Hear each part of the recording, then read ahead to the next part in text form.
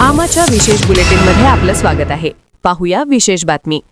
राष्ट्रवादी काँग्रेस पक्षातील सध्या सुरू असलेल्या अंतर्गत वादांवर लवकरच तोडगा निघेल असा विश्वास मंत्री हसन मुश्रीफ यांनी व्यक्त केला.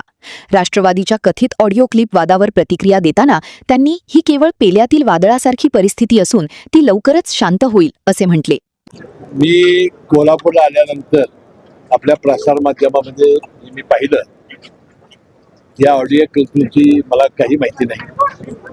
मी घेतल्यानंतर माहिती घेण्याचा प्रयत्न करेन, परंतु आज उपमुख्यमंत्री सुनेत्रा पवार बहिणींनी यांच्या वतीनं सूत्रांनी जाहीर केलं की बाबा आम्ही लवकरात लवकर कोर कमिटीची बैठक घेऊन आपल्या पक्षामध्ये हा जो जे मतभेद चालू आहेत ते आम्ही निश्चितपणे संपवून वाटतं सुनेत्रा पवार बहिणी या सगळ्या हे पेल्यातलं वादळ ठरेल आणि वादळ शांत होईल. पण पेल्यातलं वादळ असलं तरी अजित पवार यांच्या संदर्भात आक्षेपार्ह वक्तव्य त्या ऑडिओ क्लिप मध्ये आहेत. अशा पद्धतीची चर्चा आहे आपल्याच वरिष्ठ नेत्याबद्दल. नाही, मी अजून काही ऐकून घेतलं नाही. मी उद्या समजून घेईन आणि त्यावर भाष्य करेन.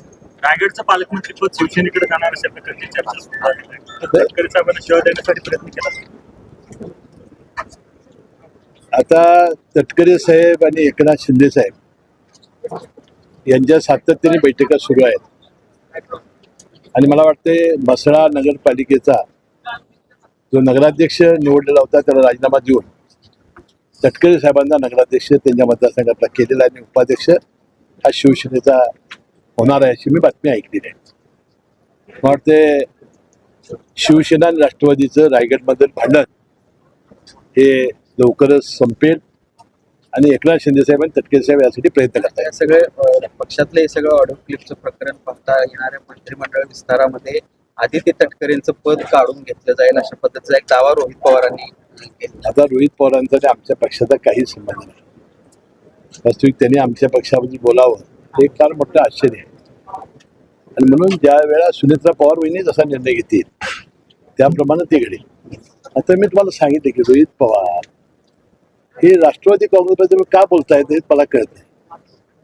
आता मी काही अधिक बोलणं योग्य नाही, परंतु त्यांनी वास्तविक संयम ठेवण्याची आवश्यकता आहे. सर, मुंबईच्या संदर्भामध्ये ज्या पद्धतीनं आपले कार्यकर्ते गेल्या काही वर्षातला मुंबईच्या कारभाराच्या चौकशीची मागणी किंवा माहिती मला मागवत आमचे आहेत कार्यकर्ते नाही किंवा संस्था प्रतिनिधी असतील. संस्था प्रतिनिधी ठीक आहे, त्याची चौकशी होईल.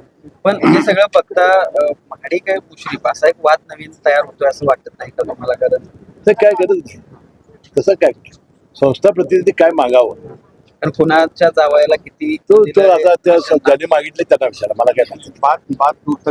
आता त्याने ज्याने मागितलेला आहे ज्याने बोललेला आहे त्यांना विचारा ना, मला काय विचारायची गरज आहे. कारण मी काय माझं नाव नाही काय नाही. पण अजूनही महाडिक या सगळ्या प्रकरणामध्ये मौन महाडिकांचं आहे.